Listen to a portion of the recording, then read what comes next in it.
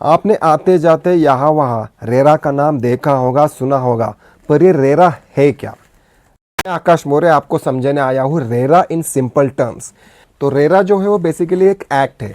ये act first time parliament में introduce किया था लेट डॉक्टर गिरिजा व्यास ने 14 अगस्त 2013 में।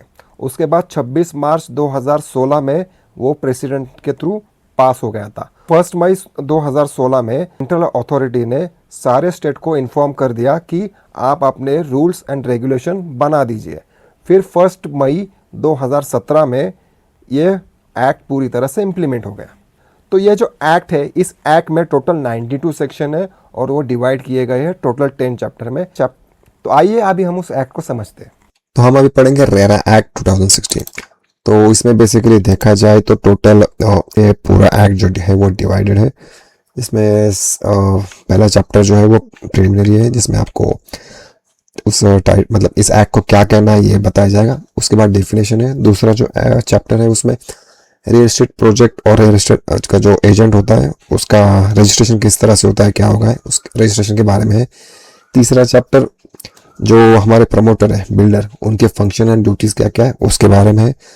जो चौथा चैप्टर है वो है अलॉटिस, जो बायर होता है उसके राइट्स क्या क्या है, ड्यूटीज क्या क्या है, इस बारे में है।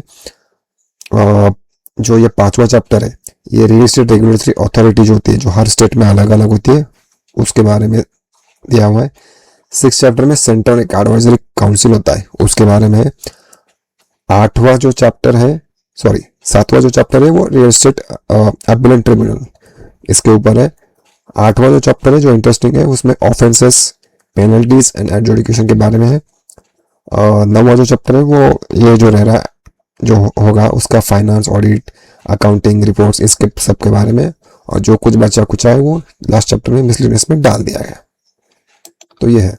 तो एक एक्ट की जो शुरुआत होती है ऑफ चैप्टर फर्स्ट से, जो है प्रिलिमिनरी, जिसमें टोटल 92 सेक्शन है और टोटल 10 चैप्टर्स है। तो सेक्शन पहला जो है वो बेसिकली कवर करता है कि आपका जो रियल एस्टेट ये जो एक्ट है उसको क्या कहा जाएगा। तो उसे कहा जाएगा, आप स्क्रीन पे देखो, कि real estate regulation development act. तो बहुत लोग क्या कर देते हैं कि रेरा का फुल फॉर्म जब पूछते हैं तो रियल एस्टेट रेगुलेटरी अथॉरिटी ऐसा बोल देते हैं। तो वो गलत है क्या? तो गलत है नहीं, क्योंकि ये जैसे आप सामने की तरफ किसी स्टेट का नाम लगा देते हो, जैसे कि महारेरा, तब वहां पे Maharashtra real estate regulatory authority use किया जा सकता है। लेकिन जब ये एक्ट है रेरा एक्ट, तो उसके इस सिचुएशन में क्या हमें यूज करना है? Real estate regulation and development act, RERA।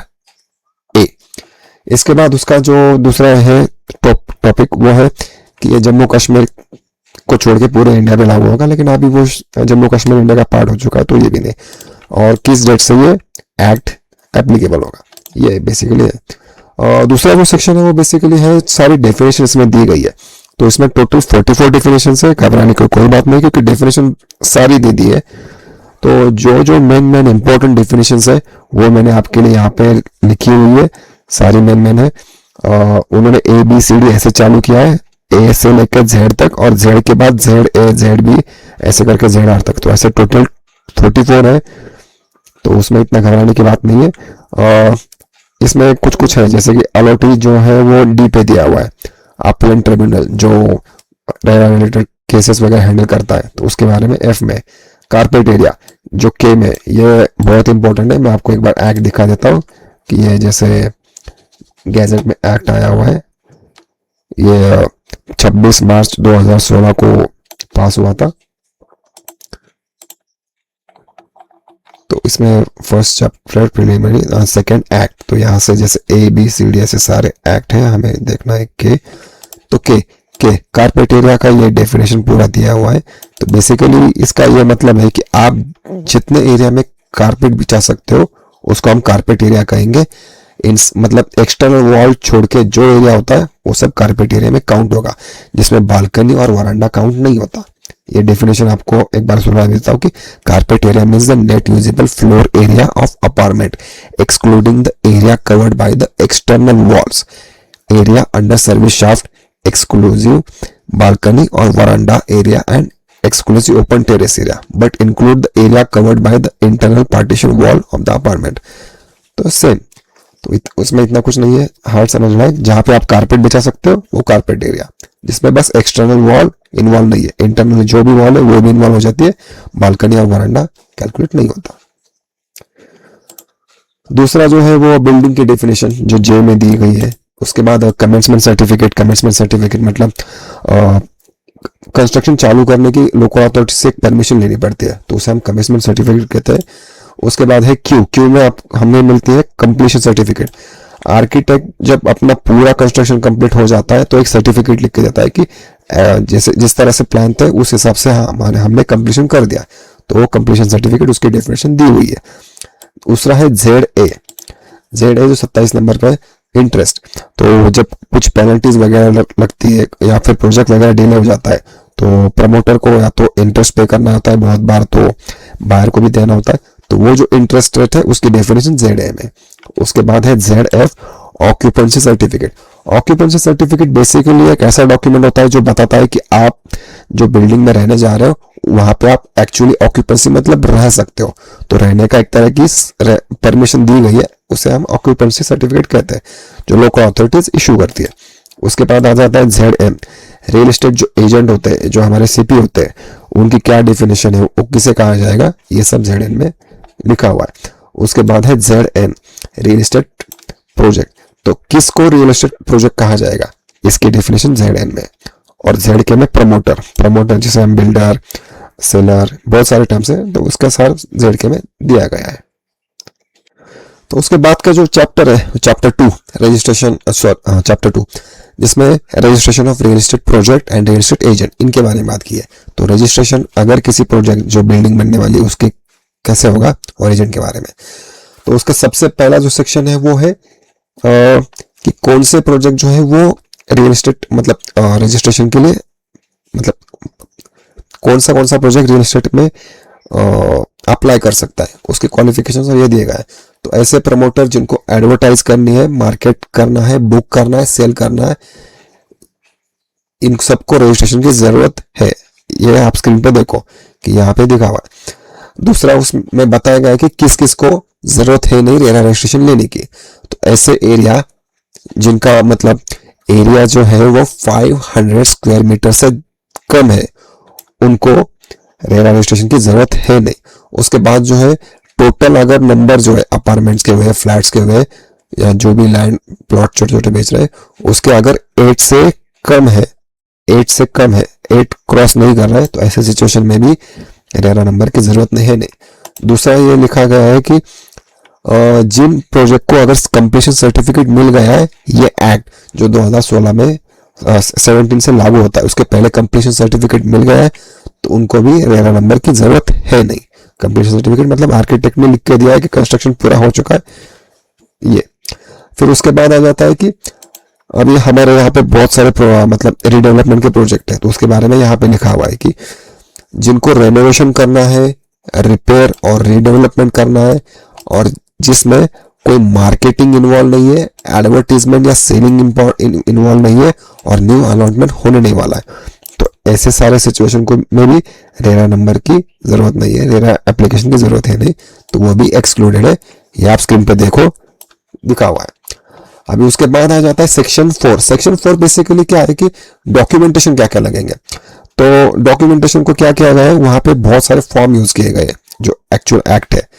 तो आपको वीडियो के एंड में मैं बता दूंगा कि आपको ये एक्ट, ये वाला जो एक्ट है, ये एक्ट कैसे मिल सकता है, और दूसरा ये जो पीडीएफ है वो भी कैसे आपको मिल सकती है, ये मैं बता दूंगा वीडियो के एंड में। वीडियो तक एंड तक बने रहो। तो बेसिकली क्या है कि अलग अलग फॉर्म में ये मतलब उन्होंने कैटेगराइज किया हुआ है कि जैसे फॉर्म है जिसके थ्रू क्या करेगा प्रमोटर जो है अब अपना प्रोजेक्ट रजिस्ट्रेशन के लिए अप्लाई करेगा। फॉर्म बी से क्या करेगा प्रमोटर जो है वो डिक्लेयर करेगा क्या कि ओनरशिप उसके पास है, टाइटल्स क्लियर है, अप्रूवल्स गवर्नमेंट से, लोकल अथॉरिटी से सारे मिल चुके हैं रजिस्ट्रेशन के समय के। अभी फॉर्म सी जो है उसमें क्या हो जाता है कि इसके थ्रू रजिस्ट्रेशन सर्टिफिकेट मिल जाता है। जब ये ए और बी सबमिट हो जाता है तो सी से मिल जाता है। डी क्या कर देता है, अगर कुछ मतलब फॉर्म में गलत है, कैंसिल हो रहा है, तो ये डी से हो जाता है। फॉर्म ई से क्या हो जाता है, एक्सटेंशन।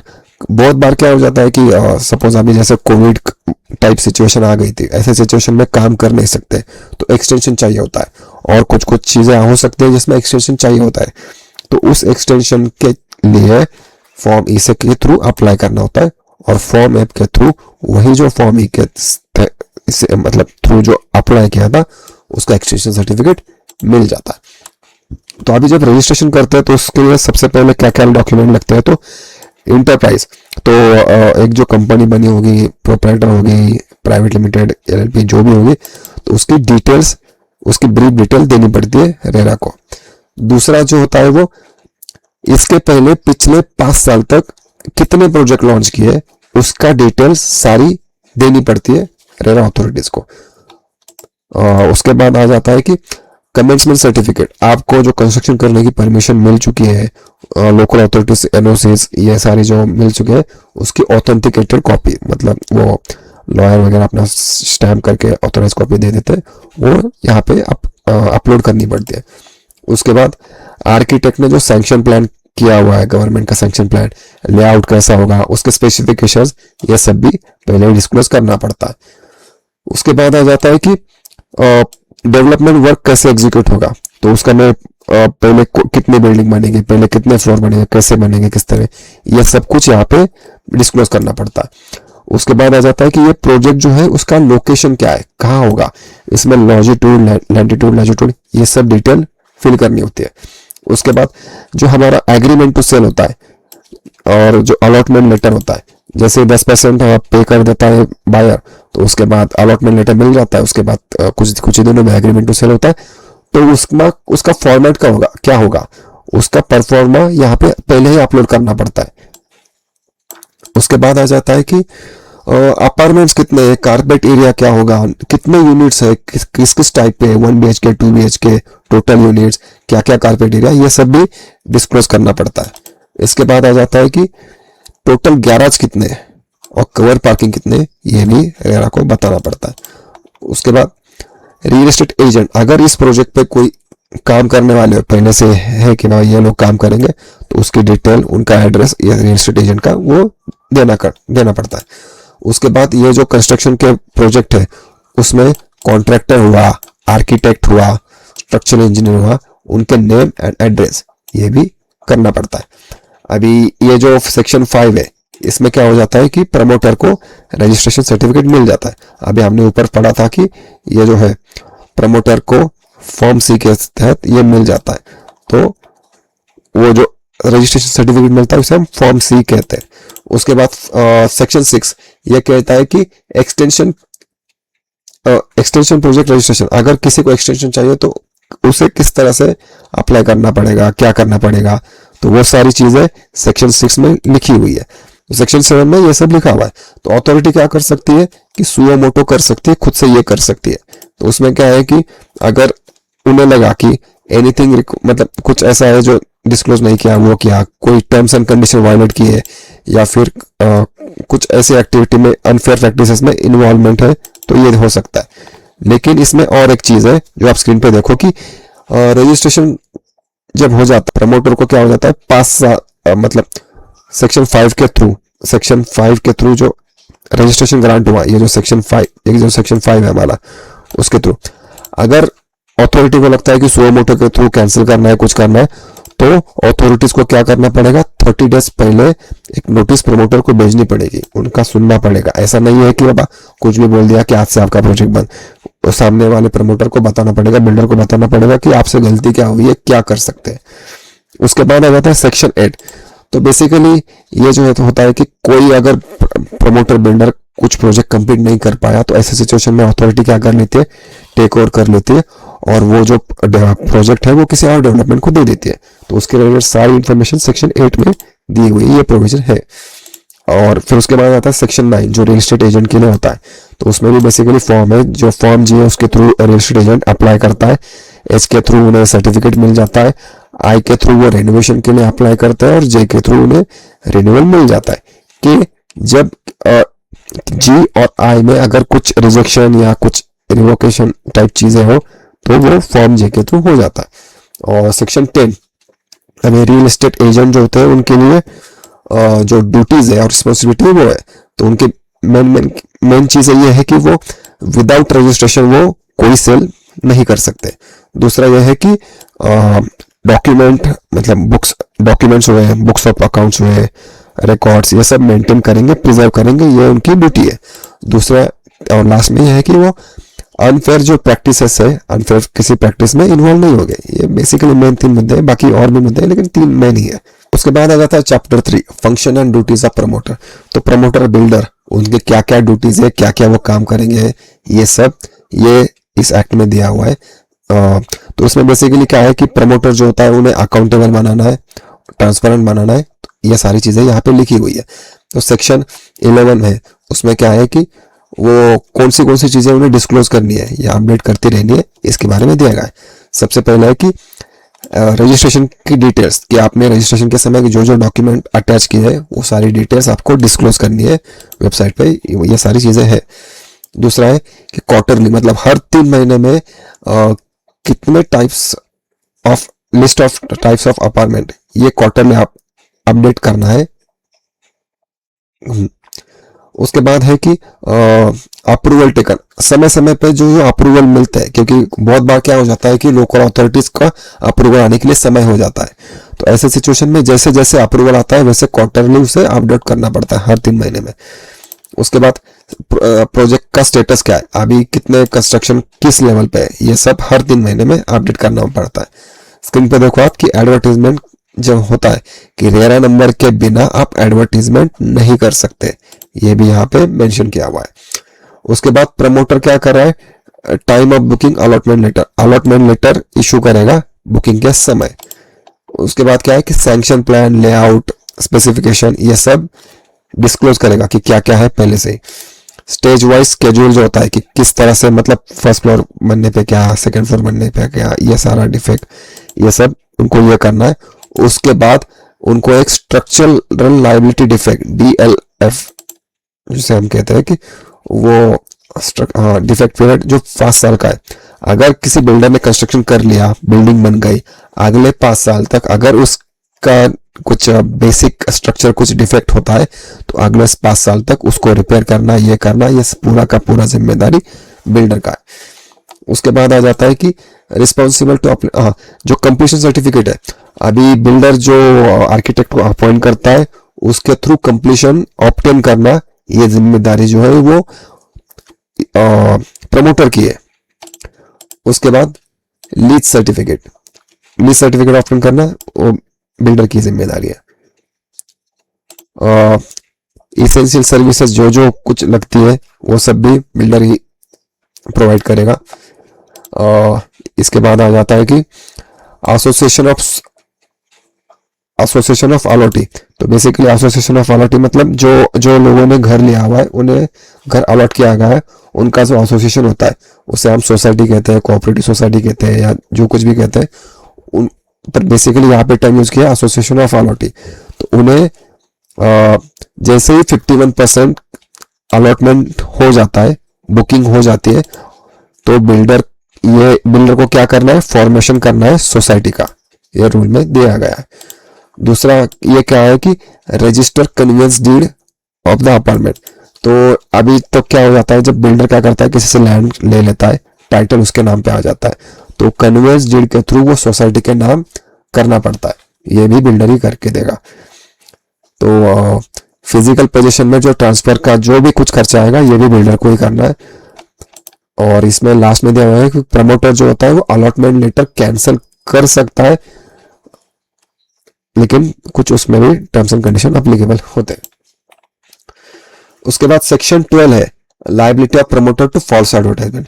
अगर कुछ गलत एडवर्टाइजमेंट किया, मतलब गलत बोल के कुछ बेच दिया, वो कर दिया, तो entire investment along with interest पूरा वो रिफंड करना पड़ेगा। ये यहाँ पे बोला गया कि बहुत बार नहीं होता।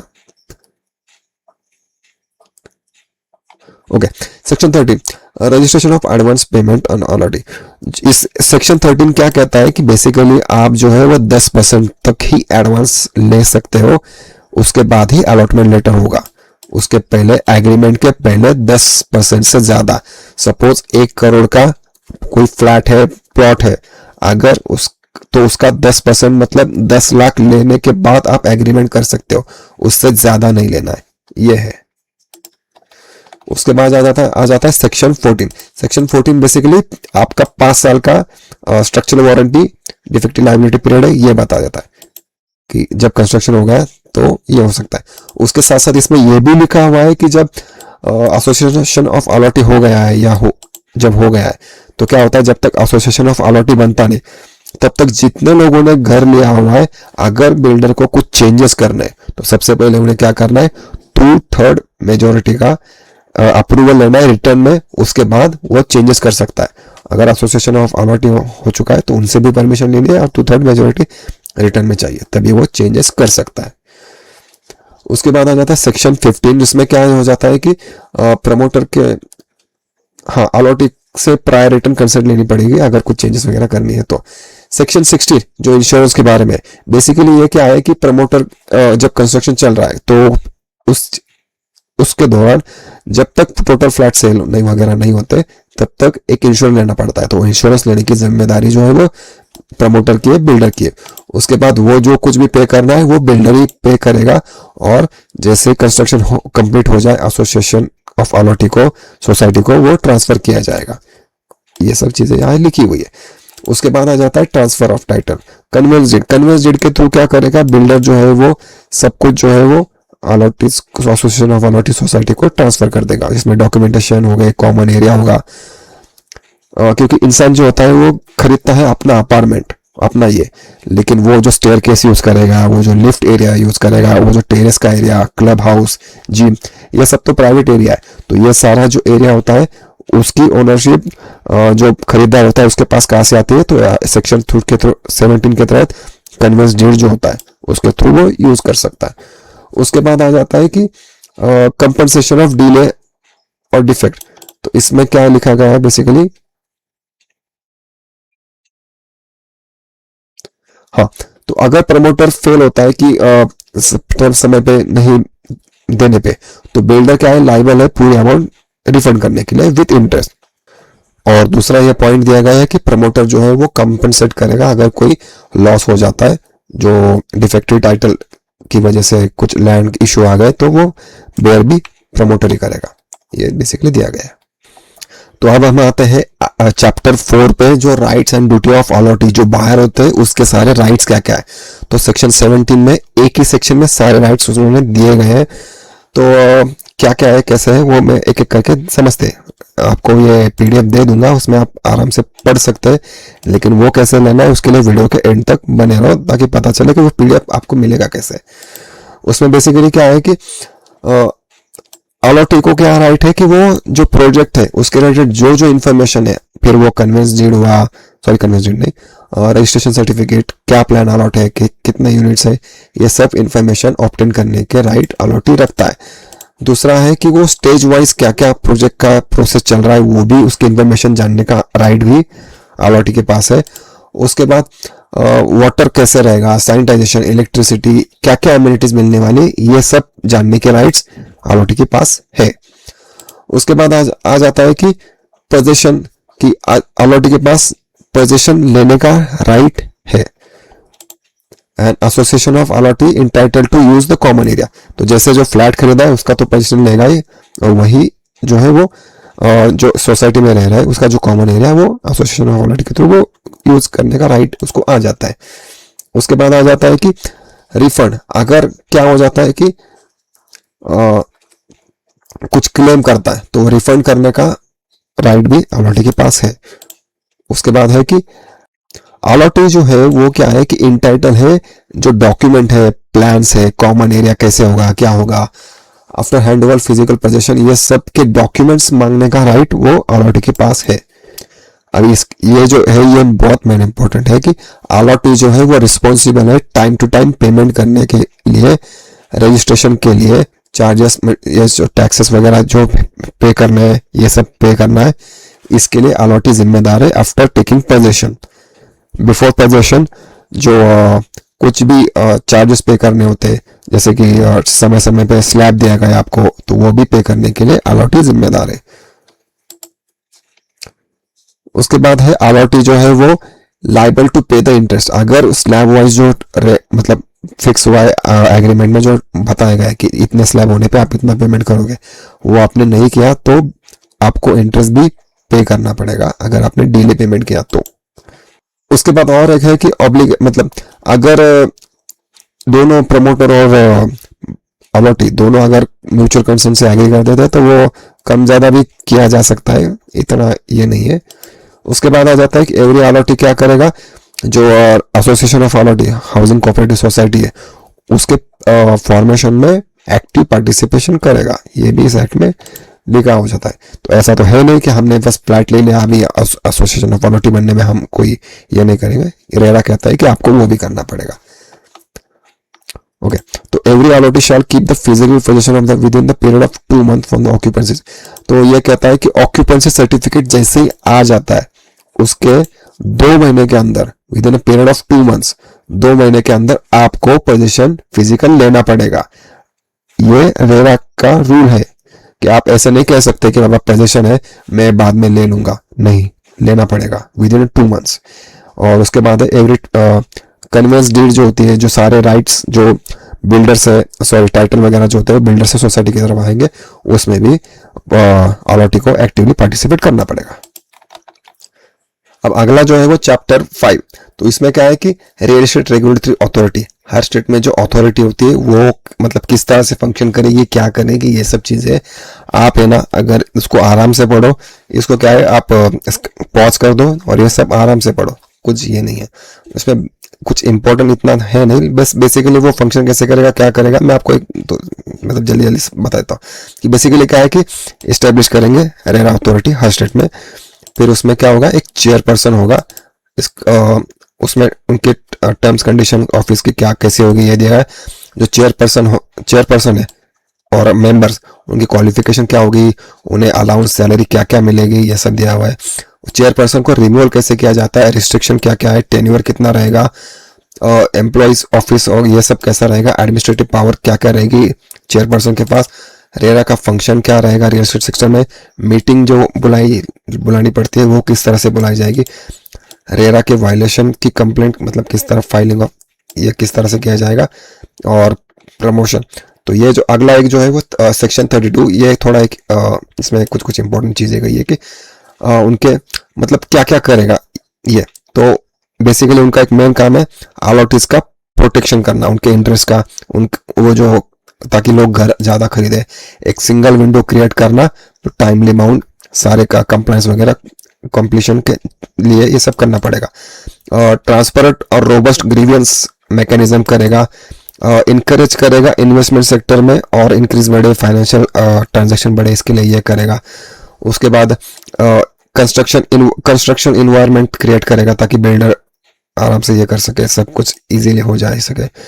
उसके बाद ग्रेडिंग सिस्टम करेगा ताकि वो अच्छे प्रोजेक्ट को अच्छे ग्रेड इस टाइप से, ताकि अच्छे प्रोजेक्ट को लोग ले, ये सब करे।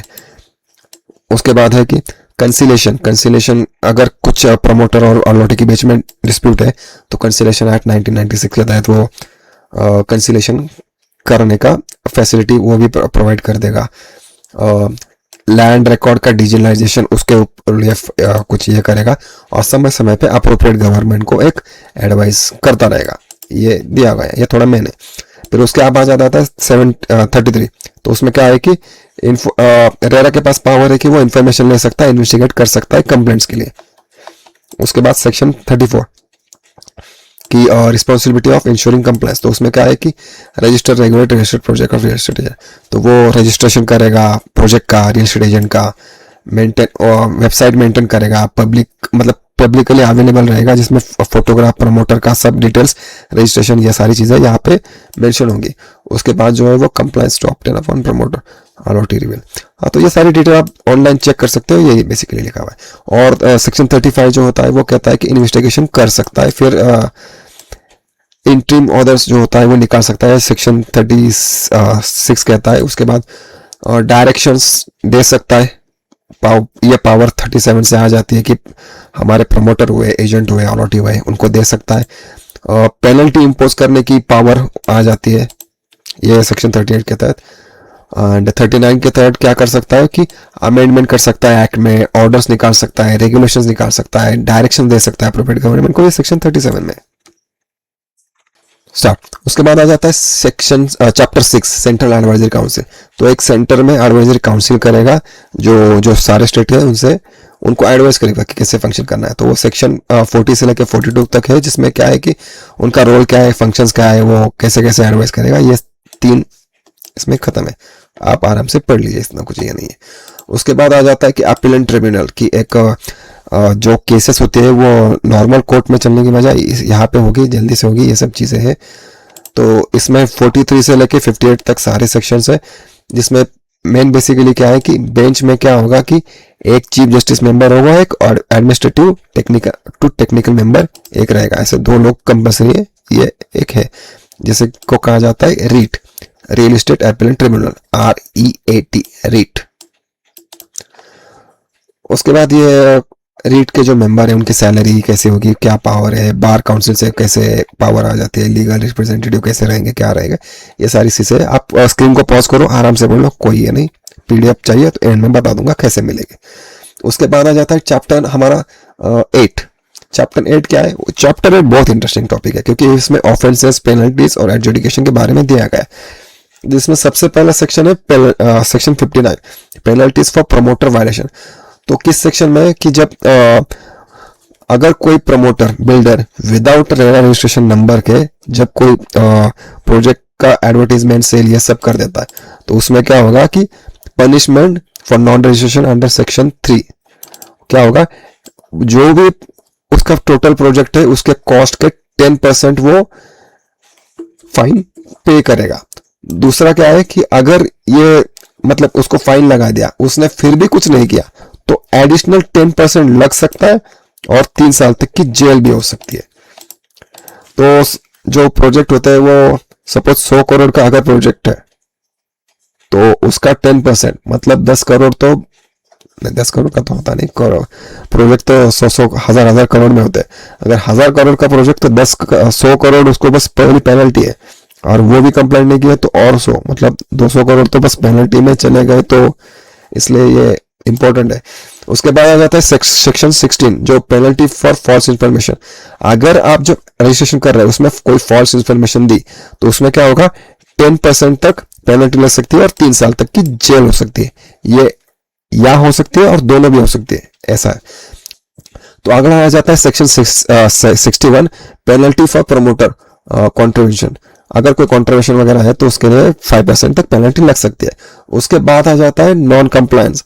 अगर रियल एस्टेट एजेंट के लिए कि अगर क्या किया, रियल एस्टेट एजेंट ने कुछ मतलब रजिस्ट्रेशन के बिना ये कर दिया, या फिर क्या कहते हैं फेल टू कंप्लाइंट, ये सब किया, तो उसको क्या हो सकता है, 10,000 पर डे अप टू 5%, जितना वो उसने जो बेचा है उसका 5% उसको देना पड़ेगा। और दूसरा है कि 10,000 पर डे के हिसाब से ये विदाउट रजिस्ट्रेशन नंबर के अगर वो ये कर देता है या कुछ गलत एक्टिविटी ये सब कर देता है, तो ये रूल है। अब अगला है सेक्शन 63,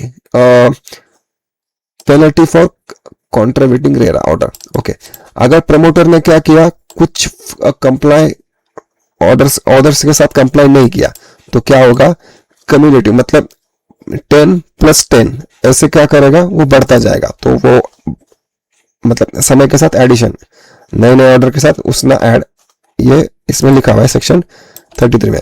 तो ये बेसिकली प्रमोटर के लिए 5% तक का।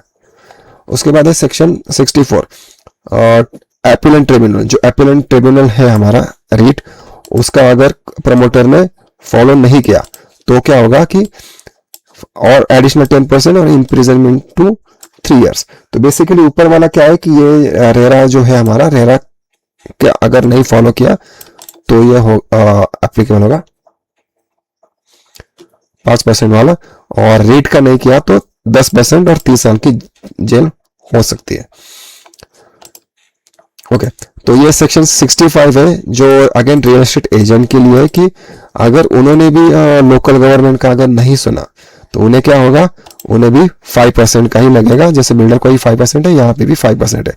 और रीट के लिए भी सेम ही है कि जैसे एपेलेंट ट्रिब्यूनल है, उनका अगर रेरा एजेंट ने कुछ ये नहीं किया तो 10% ही लगेगा और 1 साल। बिल्डर के लिए 3 साल है, यहाँ पे 1 साल है।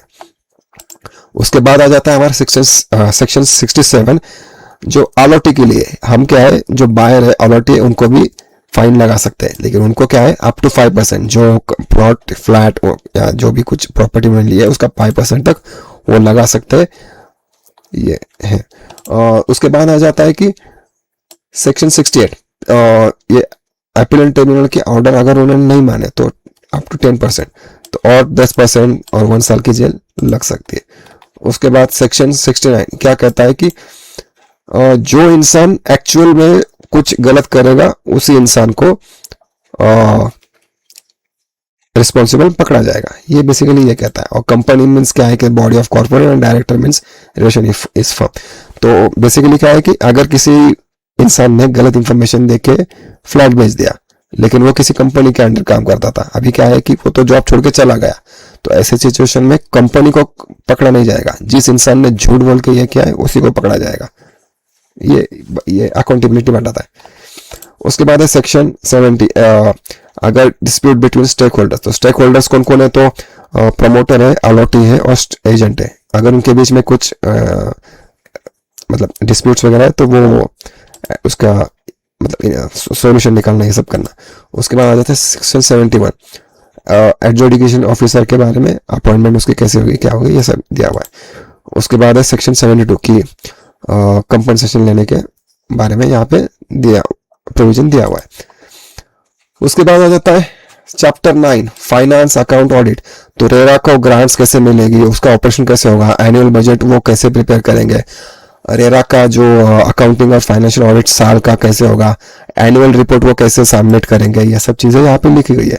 और लास्ट में है चैप्टर 10, ये पूरा आपको स्क्रीन पॉज करके पढ़ लो, जो जो कुछ बचा कुछ आए वो सब यहाँ दिया गया है और कुछ है।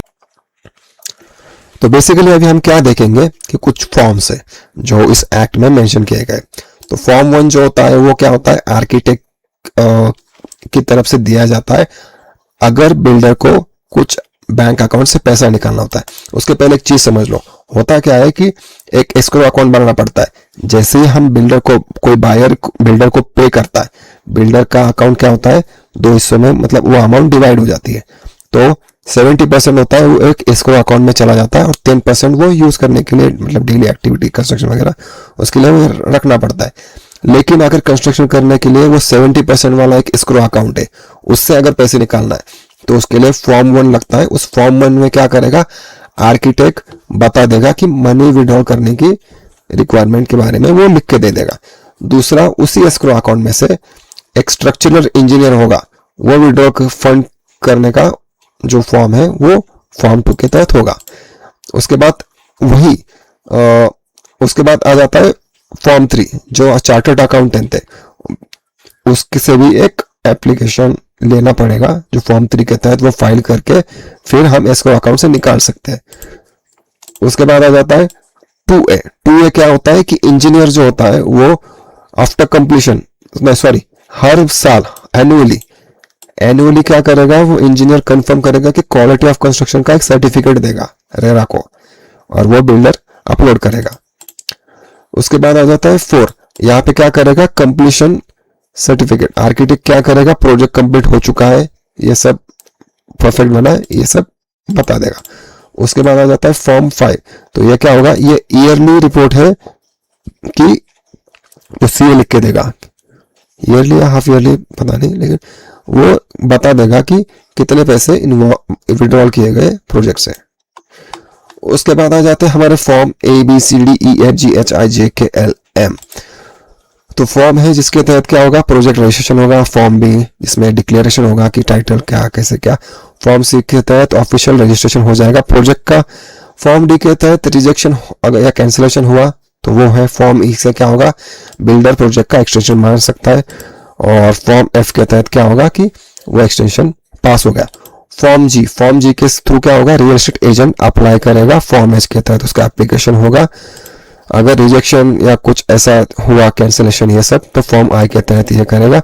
रिन्यूअल के लिए जे यूज करेगा और रिन्यूअल का सर्टिफिकेट उसको के से मिल जाएगा। फॉर्म एल से क्या करेगा, कंप्लेंट फाइल की जाएगी अथॉरिटी को, महारेरा अथॉरिटी को। और फॉर्म एफ से क्या होगा, एडजुडिकेटिंग ऑफिसर है जो कंपनसेशन लायबिलिटी, उसके लिए फॉर्म एम से अप्लाई किया जाएगा। तो डॉक्यूमेंट आपको नीचे डिस्क्रिप्शन में मिल जाएगा। ऐसे इंटरेस्टिंग कंटेंट के लिए चैनल को सब्सक्राइब कीजिए। अगर आपके फ्रेंड्स फैमिली में कोई घर खरीद रहा है तो उन्हें ये वीडियो ज़रूर शेयर कीजिए।